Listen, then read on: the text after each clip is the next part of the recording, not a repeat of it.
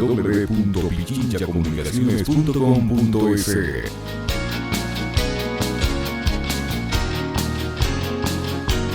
8 de la mañana con 34 minutos, 8:34 minutos, en Punto Noticias, primera emisión. Avanzamos con más información y entrevistas. Está ya con nosotros vía telemática el economista Víctor Hugo Villacrés, analista económico, expresidente del Consejo Directivo del IES, que está ya acompañándonos. ¿Cómo está, economista? Buenos días, bienvenido. Gracias por estar aquí en Punto Noticias. Le saludamos a Alexis Moncayo, quien le habla, Licenia Espinel. Finalmente, ayer el presidente Guillermo Lasso firmó el decreto respectivo con el que oficializa a Jorge Madera como presidente del Consejo Directivo del IES. Él además había ya participado en la administración anterior del presidente Lenín Moreno en este grupo que elaboró este diagnóstico de la seguridad social, en el que en otras de las conclusiones indicaba que la seguridad social tendría solo recursos para afrontar sus compromisos hasta el 2022 o 23, me parece, y pues daban algunas sugerencias que para algunos conocedores de la materia están sugiriendo una privatización de la seguridad social. ¿Cómo mira usted este nombramiento? ¿Qué expectativas debemos tener respecto a esta designación? Buenos días, bienvenido. ¿Qué tal, Licenia, Alexis? Buenos días, un saludo a la gente que nos escucha a través de Pichincha Universal. Bueno, empezar diciendo que va a ser saludable desde cualquier perspectiva el hecho de que en el menor tiempo posible se nombre un presidente del Consejo Directivo del IES, por la transversalidad que tiene esta institución en las familias ecuatorianas. Digo yo, no hay familia que no tenga de algún modo alguna relación, algún vínculo con la seguridad social, sea a través de sus padres, sus abuelos, sus hijos, o que ellos mismos laboran en relación de dependencia. Entonces, esta institución termina siendo transversal a la vida diaria de los ecuatorianos. Y había muchos temas que se habían lamentablemente congelado desde el gobierno anterior. Por ejemplo, esta crisis hospitalaria que están pasando sobre todo las unidades de tercer nivel, el Hospital Carlos Andrade Marín, el Hospital Teodoro Maldonado Carbo, el Hospital José Carrasco Arteaga en la ciudad de Cuenca. Adicionalmente a eso, una serie de temas que se habían dilatado y que no se habían tomado en cuenta en la solución tanto técnica como legislativa y administrativa. Acuérdese usted que finalmente el Consejo Directivo del IES legisla y fiscaliza, pero ahí no empieza la parte administrativa a funcionar en la institución, sino que una vez que se siente el presidente del Consejo Directivo con los dos vocales, el de los empleadores y el de los empleados, tendrán que elegir un director general, un subdirector general y directores de seguros especializados. Y ahí empieza el proceso, por ejemplo, de analizar el seguro de salud, todos los déficits que tienen en medicinas, de analizar el seguro de invalidez, vejez y muerte. Entonces, desde esa perspectiva, yo primero quiero empezar saludando el hecho de que se nombre un presidente del Consejo Directivo, criticando el hecho que se lo haya hecho 15 días después de la posesión.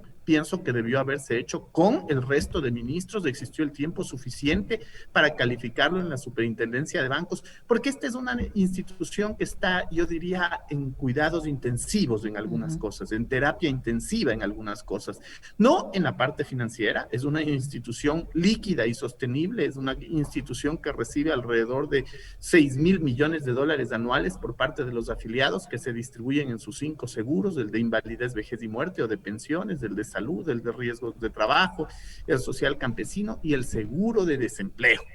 Dicho esto, en cuanto al nombramiento de Jorge Madera, me parece que es una persona que ya ha pasado por la institución, que estuvo, entiendo yo, como director general, es decir, como la máxima autoridad administrativa durante el 2003, el 2004. Yo lo conocí en algunas sesiones, pues fue asesor del vocal por los empresarios, Felipe Peso, durante parte del periodo que a mí me tocó estar como presidente del Consejo Directivo. Compartimos algunas reuniones de Consejo Directivo. Claro, los asesores entran sin derecho a voto en las reuniones de Consejo Directivo, pero tuve la oportunidad de conocerlo, una persona que sabe de la seguridad social, que evidentemente conoce cuáles son sus problemas, que ha hecho ciertos diagnósticos, pero en la seguridad social, como en la vida, las soluciones no son únicas.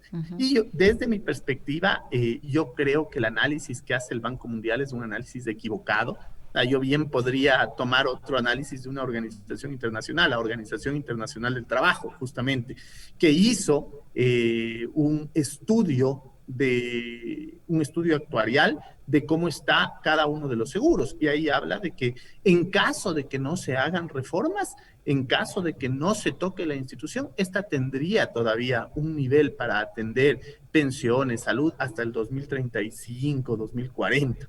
Está más o menos el tiempo que lo pone la OIT. Entonces, todo va a depender del ojo con el que se lo mire para determinar si esto es del 2023, 2024, 2035, 2040. Lo que es una realidad ineludible en cualquiera de los análisis es que es indispensable una reforma a la ley de seguridad social, por aspectos básicos. La ley data del 2001, cuando regresamos de, o mejor dicho, cuando salimos de sucres y entramos en dolarización, cuando los salarios se habían pulverizado en la ciudadanía, y además no es compatible con la Constitución del 2008 en muchas cosas, empezando por conceptos fundamentales como la universalización de la seguridad social que plantea la Constitución de Montecristi, versus el tema de afiliación solamente para quienes tienen relación de dependencia que considera la ley del 2001. Y así le podría seguir enumerando si desde los principios existen contradicciones, ya en el detalle muchas otras cosas.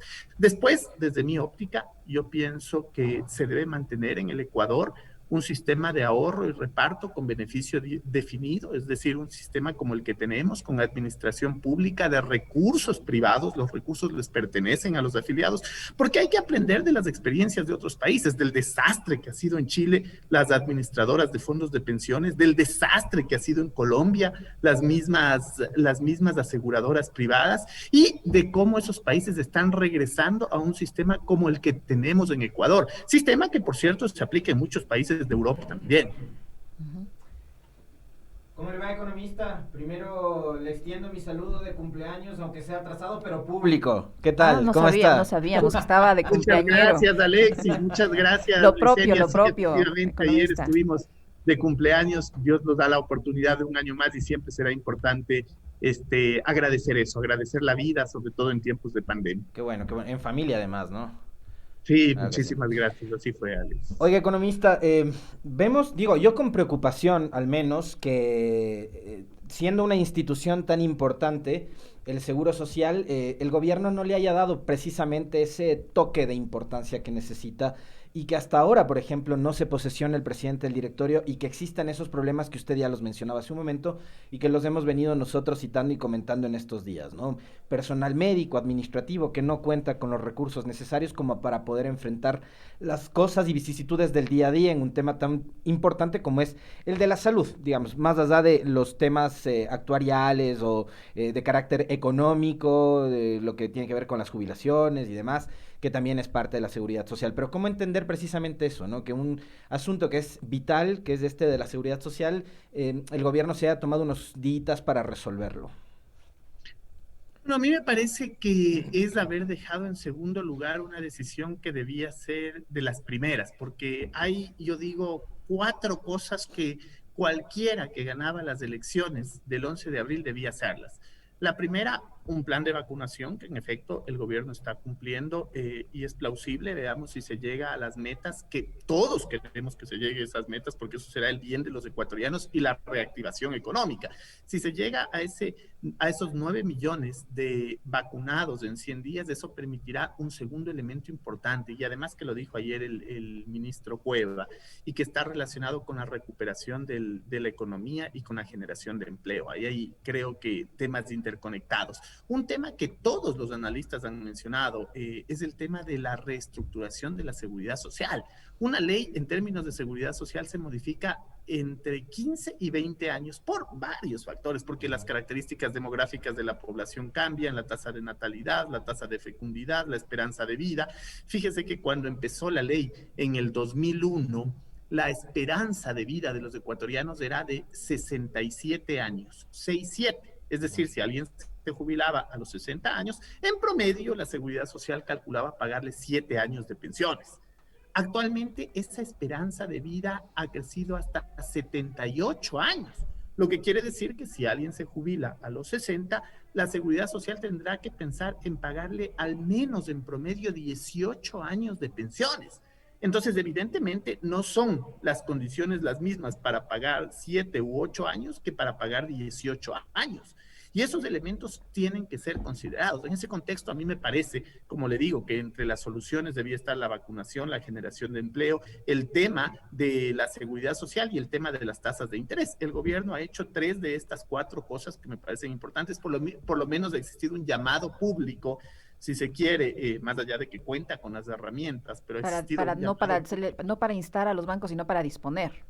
Exacto, exacto. Podría hacerlo. Sin Ujú. embargo, digamos que ha existido este primer acercamiento, esta conversación, que no deja de ser importante y Claro plausible que que sí. se sienten a buscar un acuerdo para reducir los costos del capital, para reducir la tasa de interés. Está el plan de vacunación, el plan de 9 millones en 100 días, que ha empezado con sus altos y bajos, pero que va cumpliendo un cronograma, al menos que hemos visto públicamente que ha circulado un cronograma y una página web, y aunque siguen existiendo ciertos errores, yo digo, parece ser que el éxito está siendo mayor. Veamos si se alcanzan las metas.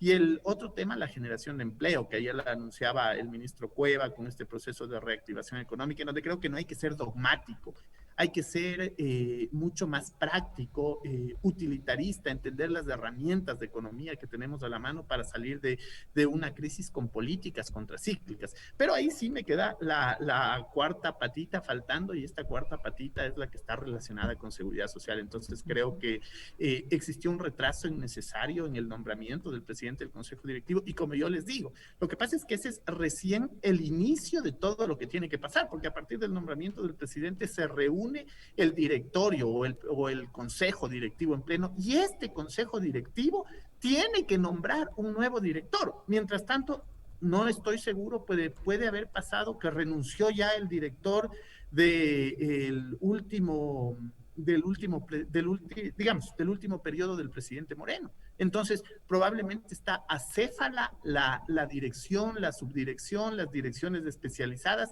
Además, la gente, digamos, que está en un compás de espera, ¿no? Analizando qué va a suceder para tomar otras decisiones. Entonces, ahí, como le digo, el consejo directivo es mucho más difícil, y hay que entender el IES, mucho más difícil que cualquier ministerio, en donde se sienta la máxima autoridad y empieza a tomar decisiones, nombra a sus viceministros, se reúne, verifica el presupuesto, empieza a ejecutar, empieza a realizar acciones. En el IES no sucede esto, porque usted lo que tiene es un delegado a un cuerpo colegiado, y ese cuerpo colegiado tiene que elegir director, subdirector. De mi experiencia, no es que usted llega y en la primera reunión elige. En la primera reunión dice, busquemos carpetas, busquemos la persona más idónea, el representante de los afiliados puede presentar una hoja de vida, el representante de los empleadores otra, el presidente del consejo directivo otra, porque acuérdese además que es tripartito y paritario. Es decir, no es que el voto del presidente vale más, vale exactamente lo mismo. Con lo cual, evidentemente, estamos hablando de que el nombramiento de autoridades administrativas del IES va seguramente a demorar más del primer mes en funciones del presidente Guillermo Lasso. Economista, ¿cómo solucionar los problemas, por ejemplo, del hospital del Instituto Ecuatoriano de Seguridad Social?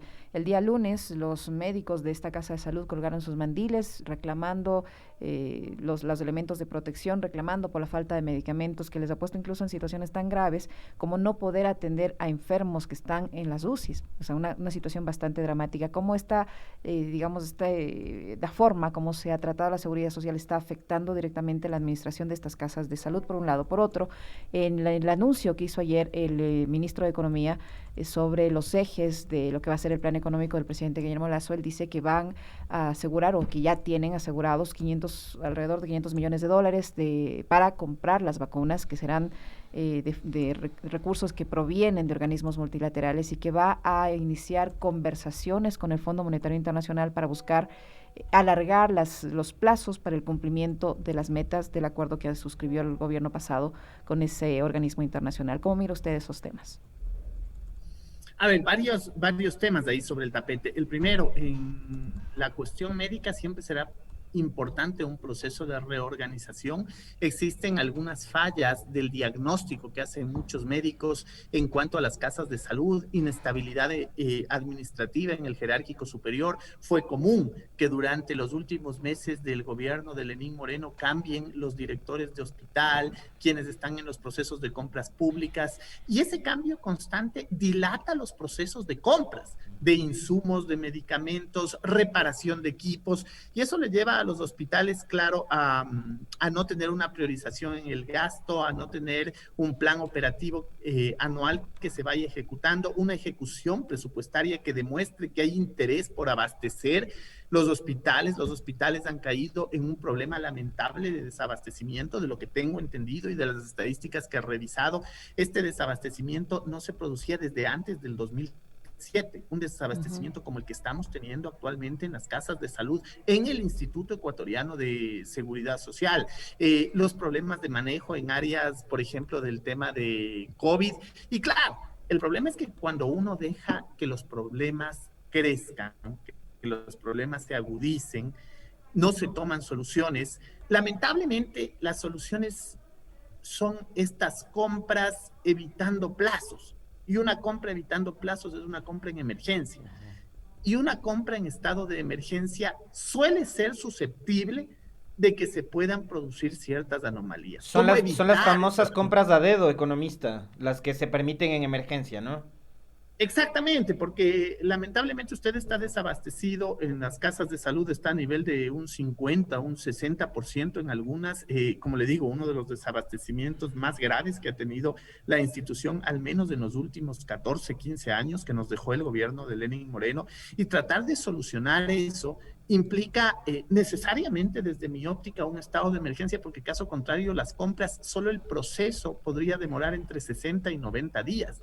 ¿Qué debería sumarse al proceso que las casas comerciales van a tener para la entrega de medicamentos, para la entrega de insumos médicos? Ahora, ¿qué hacer? Porque, claro, uno puede ver desde lejos, decir, probablemente a las autoridades les va a tocar, si es que se duelen, sobre todo de las enfermedades crónicas, las enfermedades catastróficas que no pueden esperar, seguramente les va a tocar declarar un estado de emergencia, pero yo creo que sería importante y que exista la participación vinculante, por ejemplo, de la Comisión Anticorrupción en el proceso de compras, que exista la participación por invitación de la Contraloría General del Estado, que entiendo ahora puede acompañar los procesos ex ante, ya no solo está ex post para el tema del control, sino que puede acompañar ex ante, de tal manera que usted, a medida de lo posible, pueda organizar un proceso lo más transparente, pero a la par ágil para que la gente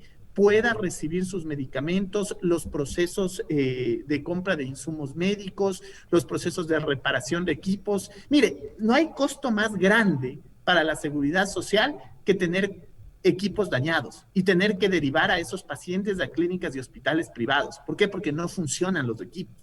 Entonces, ahí lo que se necesita, evidentemente, es el conocimiento para tomar acciones, utilizar las herramientas que existen, pero a la vez, a través de esas herramientas, buscar procesos transparentes, buscar procesos participativos, buscar procesos lo más amplio posibles para evitar caer en esto que justamente decía Alexis, que es las compras a dedo, ¿no? Es decir, tratar de ser lo más democrático posible, publicar por medios de comunicación qué es lo que se va a comprar, invitar a las diferentes casas comerciales y que el proceso ya de compra en sí mismo sea lo más participativo. Sí se va por el estado de emergencia. Si deciden esperar el proceso de compra normal, el proceso de abastecimiento, lamentablemente esto demorará entre 60 y 90 días el que se apruebe el proceso y al menos yo diría unos 120 días en que se empiece a recibir los medicamentos y los insumos. En lo que tiene que ver ya con la materia económica y en lo que se ha dicho con respecto a multilaterales,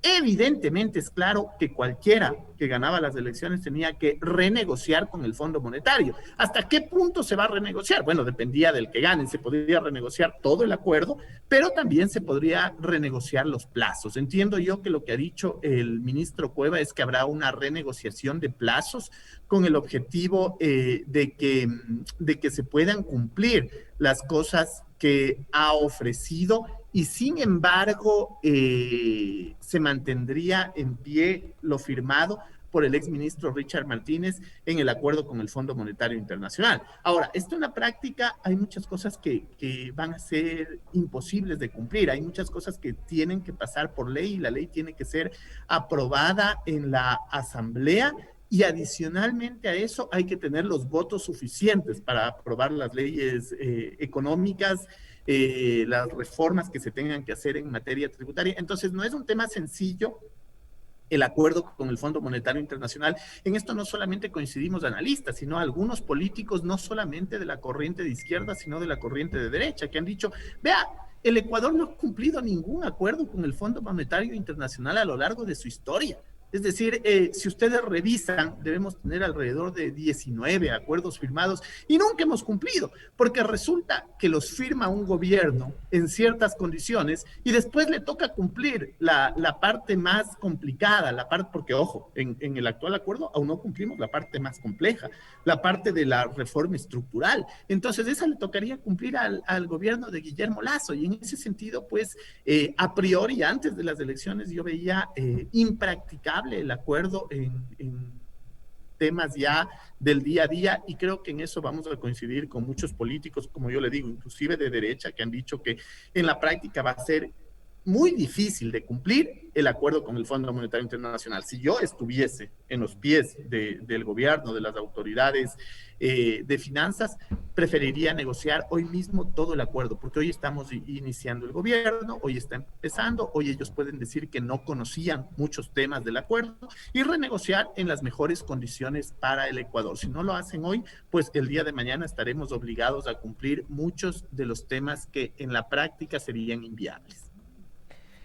Sobre todo porque hay algunas cosas que tienen que ver, por ejemplo, con el manejo de los subsidios que han hecho que el gobierno tome un giro, ¿no, economista? ¿A usted qué le parece lo que se ha dado a conocer el día de ayer, en donde el presidente Lasso, su gobierno, se ha sentado a dialogar con los transportistas y a conformar una comisión para analizar pedidos? Entre esos pedidos está lo de los subsidios a los combustibles, es decir, que podrían ir a un modelo de focalización. ¿Qué pasa entonces ahí cuando ese precisamente desde antes de los relajos de octubre del 2019 ya era parte de los acuerdos con los multilaterales? Sería un retroceso en términos del acuerdo con el Fondo Monetario Internacional, pero sería de generar tranquilidad en el pueblo. ¿Para quién queremos gobernar? ¿Para los multilaterales o para el pueblo ecuatoriano? Y ahí la razón no pide fuerza. Yo creo que lamentablemente esa fue una medida antitécnica, una medida en la cual no se analizó las consecuencias, una medida que no tuvo sustitutos y que no tuvo estos procesos de focalización que justamente manifiesta Alexis. Fue una medida que se tomó ahí con el objetivo de cumplir con el Fondo Monetario Internacional, pero que en el trasfondo no tenía, por ejemplo, un cambio en la matriz energética, es decir, dejar de consumir combustible fósil para pasar a un combustible mucho más limpio, cambiar de vehículos con gasolina a vehículos eléctricos, crear un fondo que permita fortalecer las áreas verdes del país. Es decir, no existió una política a nivel de lo que implicaría retirar subsidios, porque uno no retira el subsidio a la gasolina porque simplemente no me cuadran las finanzas en el presupuesto. Eso, digamos que lo podría hacer un contador, ¿no? Con todo el respeto a los contadores, pero lo que quiero decir es, el contador suma, resta, no le cuadra el presupuesto y dice, ok, por aquí tengo que retirar un par de gastos y con eso el presupuesto va a quedar absolutamente cuadrado. Quienes hacen política pública tienen que pensar un poco más allá de cuadrar un presupuesto, tienen que pensar en cuáles son las consecuencias que está teniendo la población por el tema del uso del combustible fósil, qué están haciendo en otros países para mitigar los efectos del cambio climático, qué se está haciendo para buscar alternativas que permitan, por ejemplo, que el transporte público pueda ser eléctrico, que el transporte público pueda tener otro tipo de beneficios, que el transporte que lleva productos desde la periferia hasta los centros de consumo pueda tener un tratamiento especial. En nada de esto se pensó. Es decir, si usted revisa el retiro de los subsidios, como decía Alexis, es cumplir el acuerdo con el Fondo Monetario Internacional sin un concepto de política pública atrás. Y si no hay un concepto de política pública, usted va a acabar en una situación como la que tiene al momento, es decir, un nuevo gobierno que lamentablemente le toca asumir el costo de esta mala decisión del presidente Moreno y que hoy día tiene que repensar un tema que supuestamente fue presentado ya como aprobado al Fondo Monetario Internacional y que deberá ser revisado sin duda alguna, porque hay que encaminarse hacia una política de subsidios, sobre todo para el sector de transporte, para el sector de abastecimiento de productos. Hay que ver cómo se generan tal vez subsidios cruzados, una focalización, elementos que nos eviten, sí, que se pierda dinero por el subsidio, pero que también nos ayude a aliviar a esas economías que más necesitan. Entonces, el subsidio es una herramienta. Y esa herramienta se tiene que manejar adecuadamente. Si usted utiliza mala herramienta, pues claro, tiene consecuencias como el hecho de que vehículos con gasolina súper eran subsidiados, lo cual sí me parece que es un error. Pero de ahí a retirar, es decir, tan malo es tener subsidiado todo como malo es no tener subsidiado nada. Es no entender el funcionamiento de la herramienta y lamentablemente eso tiene un costo y en este caso tiene un costo o tuvo un costo durante todos estos 2 años para el pueblo ecuatoriano. Y además, esto sin contar lo que ha dicho justamente el informe de la Comisión de la Verdad que se ha formado sobre los acontecimientos de octubre de 2019, ¿no? Que ya es un tema que traerá mucha tela atrás y que escapa sobre todo el análisis económico. Nos quedamos cortos de tiempo. Economista Villasís, muchísimas gracias. Le estaremos molestando nuevamente para ampliar estos temas económicos que se nos quedan todavía en la carpeta.